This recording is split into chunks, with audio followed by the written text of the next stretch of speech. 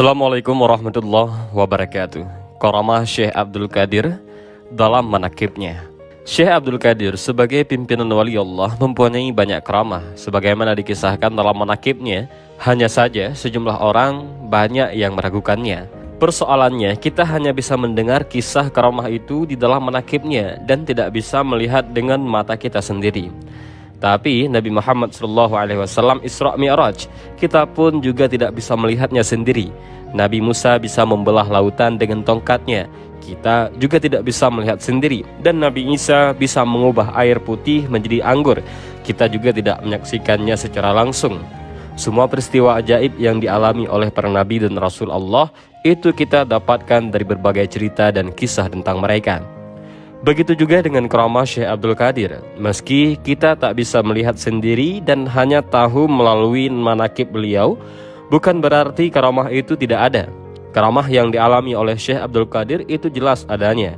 Namanya saja karamah, maka ia tidak masuk ke dalam logika konvensional, sehingga sejumlah orang pun mengatakannya sebagai mitos dan khayalan belaka.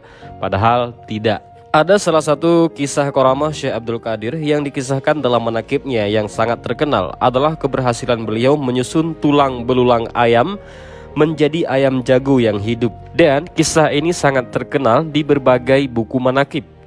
Kisah ini terkait dengan protes seorang wali santri yang anaknya dipondokkan di tempat Syekh Abdul Qadir.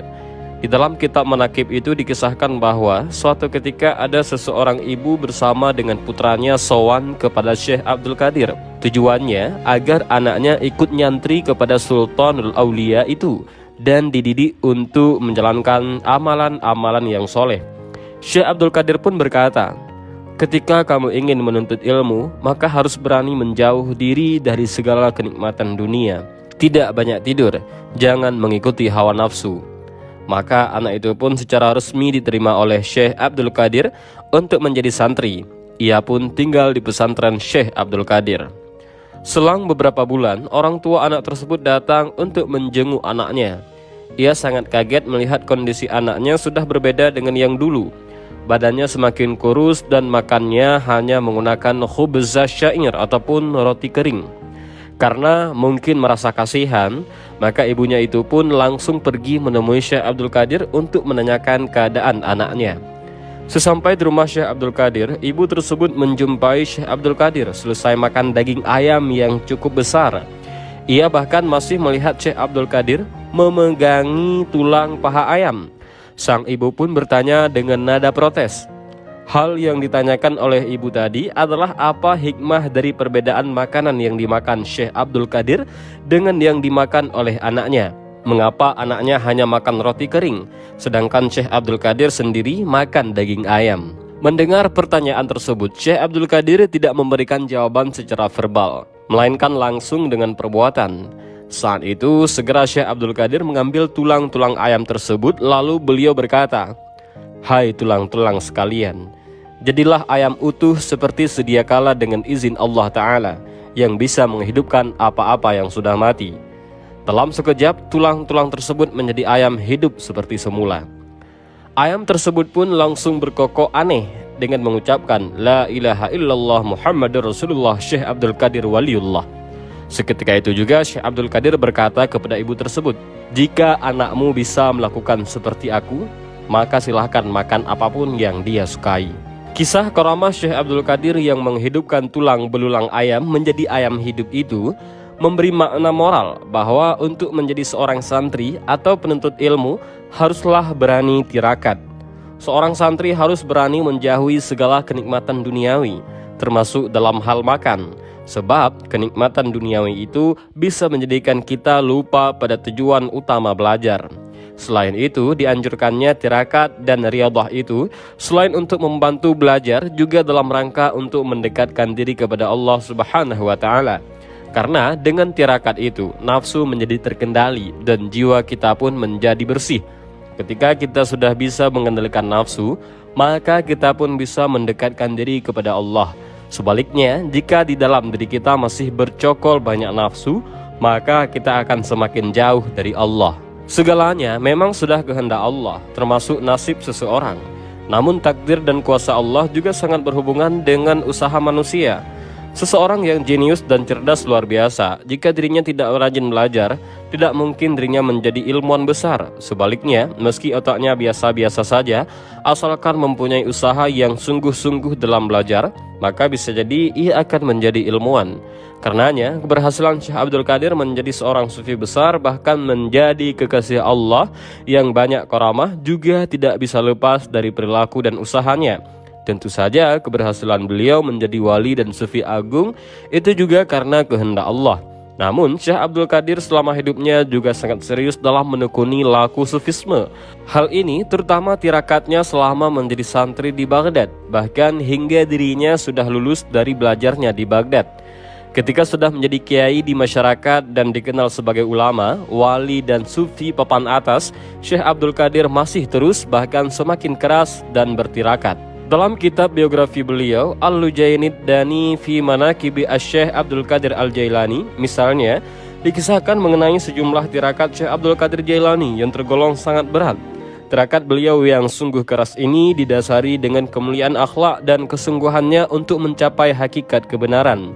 Dikisahkan bahwa setelah selesai belajar, Syekh Abdul Qadir memilih untuk mengembara mengarungi padang pasir dan masuk ke hutan-hutan di Baghdad untuk bermunajat kepada Allah. Usahanya ini ia jalani selama 25 tahun. Ia tidak peduli dengan kerasnya alam padang pasir yang terdiri atas beragam halangan seperti cuaca ekstrim, badai gurun hingga binatang buas. Pengembaraan beliau dalam rangka riyadhah itu sesungguhnya juga bukan didorong oleh hasrat pribadinya, melainkan oleh kegelisahannya menyaksikan beragam kebobrokan sosial. Banyak masyarakat dan pejabat saat itu yang moralnya busuk, dilatar belakangi oleh decadensi moral masyarakat. Juga dalam rangka mengasah kepekaan batiniahnya itulah Syekh Abdul Qadir memilih untuk menyepi atau berkhalwat supaya dirinya mendapatkan limpahan petunjuk dari Allah. Selama dalam pengembaraan rohani ini, Syekh Abdul Qadir selalu berusaha menghindari keramaian manusia. Ia berusaha menjaga fokus hatinya terhadap Allah. Dalam pengembaraan spiritualnya, Syekh Abdul Qadir hanya mengenakan pakaian sederhana berupa jubah tipis dari bulu domba dan tutup kepala dari kain yang sudah kumal, tanpa alas kaki. Ia pun sering hanya memakan daun-daunan liar yang tumbuh di pinggir sungai, sisa-sisa makanan atau sayur yang sudah dibuang. Ia minum hanya sekedarnya saja. Waktu tidurnya juga sangat singkat. Ia hampir sepenuhnya terjaga untuk berzikir, bermunajat kepada Allah. Kesederhanaan hidup hasil dari bertirakat itu tetap dipertahankannya pada hari-hari berikutnya. Selama hidupnya, meski sudah menjadi wali terkenal, beliau hanya mengenakan jubah toilusan yang menutupi kepalanya dan hanya mengendarai keledai ketika pergi ke tempat-tempat yang agak jauh, serta menjauhi para pejabat istana. Selain itu, ia juga lebih dekat dengan kehidupan orang-orang miskin. Beliau tidak segan membantu dan memberi makan fakir miskin. Intinya, seluruh nafsu kebidatangannya yang mengajak kepada kesenangan dan kenikmatan duniawi benar-benar ia hempaskan.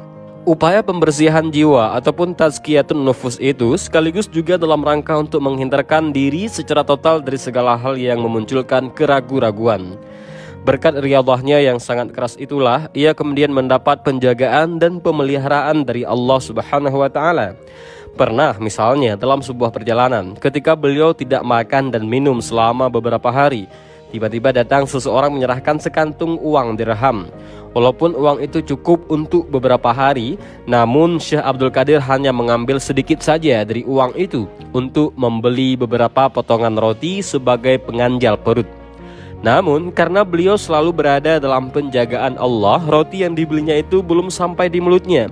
Tiba-tiba selembar kertas jatuh dari langit bertuliskan peringatan yang sangat mengejutkan bagi hati beliau. Sesungguhnya syahwat itu hanya untuk hambaku yang lemah, sebagai penolong dalam melaksanakan ketaatan kepadaku. Sedangkan hambaku yang kuat seharusnya tidak lagi mempunyai syahwat apapun.